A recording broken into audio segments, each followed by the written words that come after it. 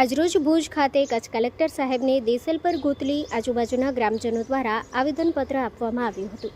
ખેડૂત દ્વારા ખેત પેદાશ કરી માલનો જથ્થો જે નીકળે તેઓ વ્યવસાયી વેપારીને આપે છે।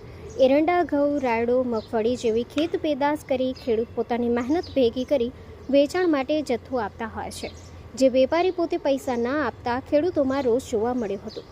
ખોટા વાયદા કરી રકમની ચૂકવણી કરવામાં ન આવતા આજે ફરિયાદને લઈ કચ્છ કલેક્ટર સાહેબને રજૂઆત કરવામાં આવી છે, જેમાં દેસલપર ગોતલીના આજુબાજુના રહેવાસી બહુ મોટી સંખ્યામાં હાજર રહ્યા હતા, જેમાં માંગ કરવામાં આવી હતી કે જો ખેડૂતોને ન્યાય આપે તેવી તંત્ર સામે અપેક્ષા રાખી હતી। જનમિત્ર ન્યૂઝ ભુજ સતત આપની સાથે।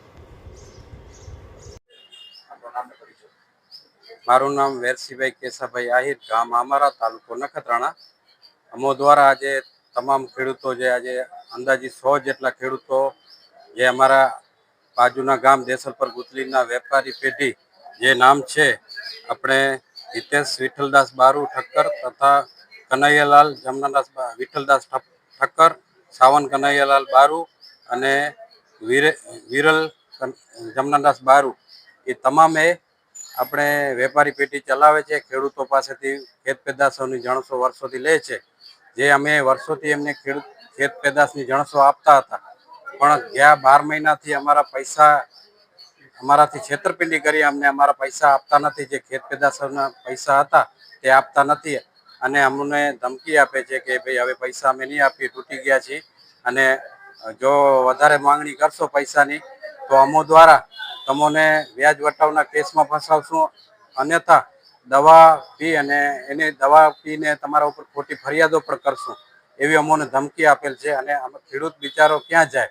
તો આજે અમે તમામ ખેડૂતો કલેક્ટર કચ્છ સાહેબ જોડે અમે ન્યાય માગવા આવ્યા છીએ અને આપના મીડિયાના માધ્યમથી અમે એ પણ જણાવવા માગીએ છીએ મીડિયાના મિત્રોને કે અમારી રજૂઆત ગુજરાત સરકાર સુધી આપ પહોંચાડો, એવી પણ વિનંતી કરી છે। અત્યારે એ ખેડૂતો કહે છે કે અમે તૂટી ગયા છીએ, વેપારી કહે છે, તો એ વેપારી અત્યારે કેશમાં રોકડમાં વેપાર કરે છે ને 3 પેઢી એની ચાલુ છે।